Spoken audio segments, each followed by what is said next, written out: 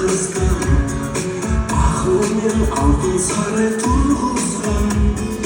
казак кызы казан устап жүрүп төлөбейдин төрден мойнун бургузган бирок сөзбен чечим айтканда уна жетелейтин гүл бакчаны казак кызы кабанбайдын сыйы